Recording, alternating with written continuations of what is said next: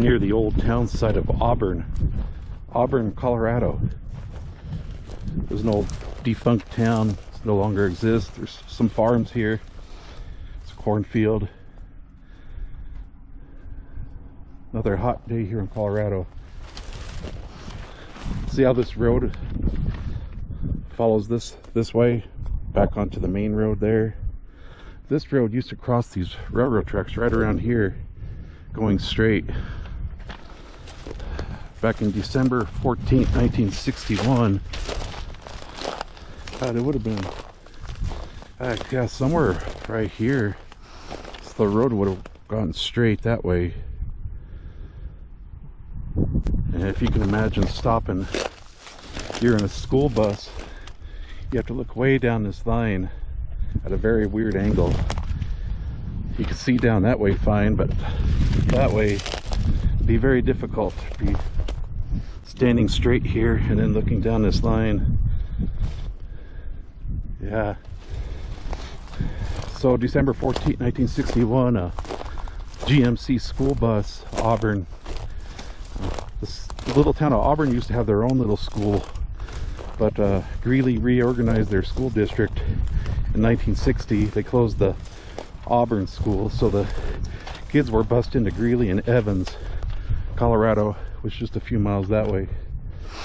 And there were 36 students on the bus.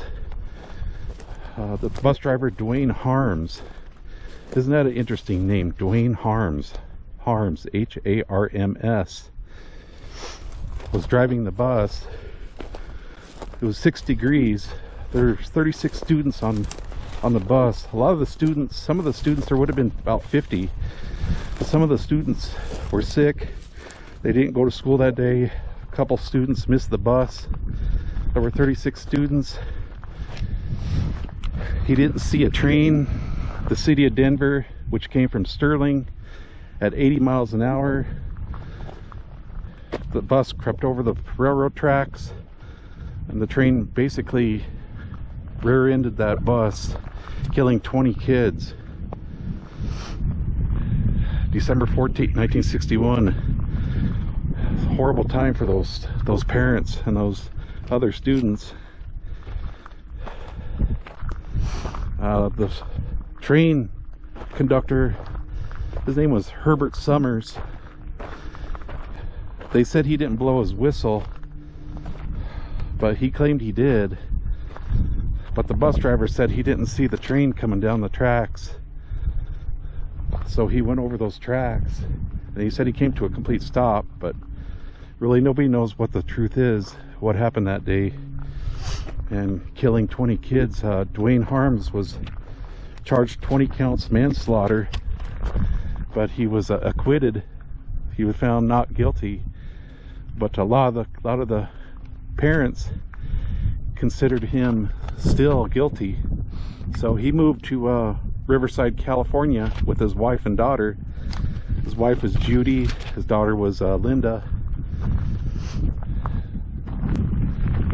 They wanted to create a different life, get away from Auburn, Colorado. But yeah, it was such a tragic story. 20 students killed. The train conductor, obviously, it takes about a mile. He had 16 cars, 3 engines. It takes about a mile to stop. So when he saw that bus cross the railroad tracks, he slammed on the brakes, but a train is never going to stop on a dime. Here's the memorial here, the crossing.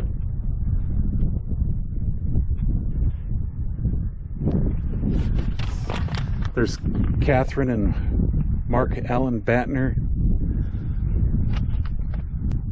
These were all students that lived in the area with their parents. A lot of their parents were farmers. 8 a.m. What's interesting, that train was delayed by 2 hours. It usually goes through at 6 a.m. So again, that Dwayne Harms, the bus driver, didn't realize that He said, well, that train should have gone through 2 hours ago. So he wasn't expecting that train at 8 a.m. because it was delayed 2 hours from Sterling because of the Christmas time. You know, there's a lot of delays. But Catherine Banter and Mark Banter, the parents were Joe and Catherine Banter. Exactly 2 months after this tragedy, their 16-year-old boy died in a accident. He was hit. A car actually pulled out in front of him, and he slammed into that car, and he died. His other brother Jimmy survived. But such a tragic story. 2 months after the Brantner kids were killed in this bus, Joe and Catherine's son Johnny died at 16 years old in a car crash. Very tragic. So the tragedy just never stops in this story. Herbert Summers, the train conductor, almost 4 years after this tragedy, a 9,000 gallon truck containing 9,000 gallons of gasoline was crossing 96th Avenue in Denver, and Herbert Summers was again faced with hitting another vehicle. He slammed on his brakes on the train. The train can't stop. Slammed right into that 9,000 gallon gasoline, blew up, killed Herbert Summers, killed all the conductors in the train, killed that truck driver. It's just a tragic 4 years right after this incident. Herbert Summers' wife, Anna, she couldn't stand to lose her husband in that train crash. She committed suicide 4 months later. And as for Dwayne Harms, after he moved to California, his wife developed some kind of a mental illness. She had to be institutionalized. And then a few years later, his daughter, Linda, was in a car crash. It took her several months to recover. And after she recovered, she got some kind of a mental illness. And she had to be institutionalized. See how the tragedy just never stops in its story. Dwayne Harms, I believe in 2007, had an inoperable brain cancer and died in 2007. He's buried in Haxton.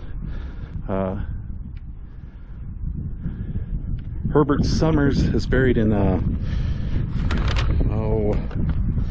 not Riverside Cemetery, if I can think of that cemetery in Denver.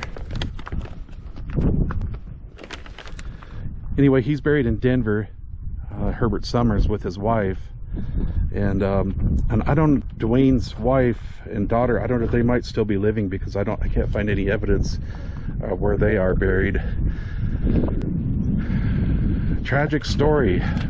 December 14th, 1961. That was the year without a Christmas for these families. A passenger train bound for Denver collided with a Greeley school bus, ripping it in half, killing 20 children and injuring 16. This monument is dedicated to those children lost on that cold morning. It was 6 degrees. So I'm sure that had a lot to do with why the bus driver couldn't see that train.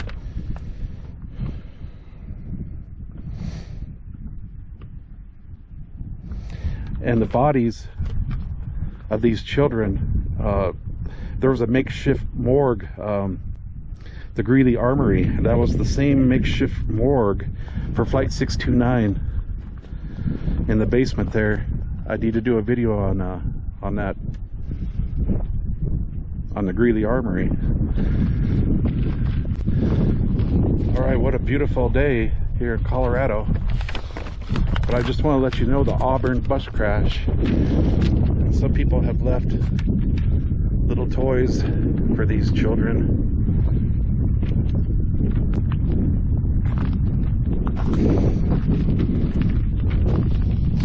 It was the Union Pacific Railroad. I just passed a Union Pacific Railroad coming to this place.